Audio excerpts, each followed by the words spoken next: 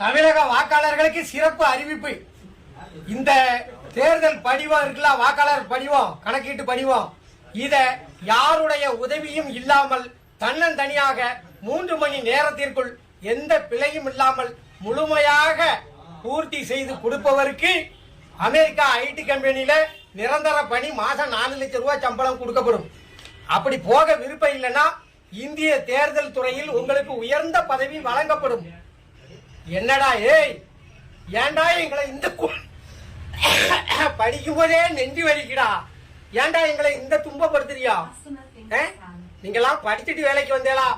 மாடு மேய்க்கிறவனுக்கு கூட நல்ல மனிதாபிமானம் உள்ள அறிவு வேலை செய்யுமே.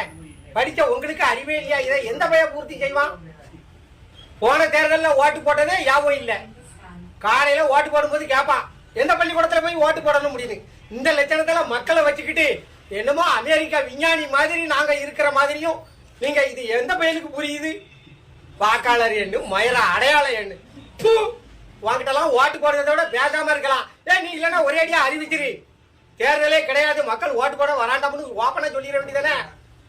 நீங்களே இருந்துட்டு போங்கப்பா, அதிபர் ஆட்சி முறையை கொண்டு வாங்க.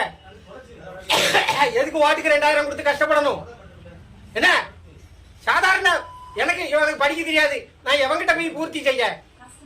படிச்சவனுக்கே இந்த பாரத்தை பூர்த்தி செய்ய தெரியாது. என்ன கேவலப்படுத்துதியே நீங்க? ஒரு எளிய பாமரனுக்கு புரியாண்டாமா? என்னவா 100% கல்வியறி, 100% படித்தவனுக்கே இதை பூர்த்தி செய்ய தெரியாது. நான் ஆனா சவால் விட்டு சொல்லுதேன். போன தடவை யாருக்கு ஓட்டு போட்டோம்னே தெரியாம வாக்காளர் பூரா பைத்தியம் முடிச்சு சுத்திக்கிட்டு இருக்கான்.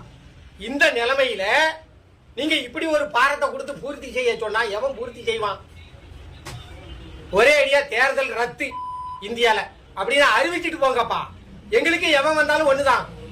நீங்க ராணுவ ஆட்சியை கொண்டு வந்தாலும் நாங்க உழைச்சுதான் சாப்பிடணும். பேசாம ராணுவ ஆட்சி கொண்டு வந்துருங்க. எதுக்கு போட்டுக்கிட்டு மாரடிச்சுக்கிட்டு இருக்கியா?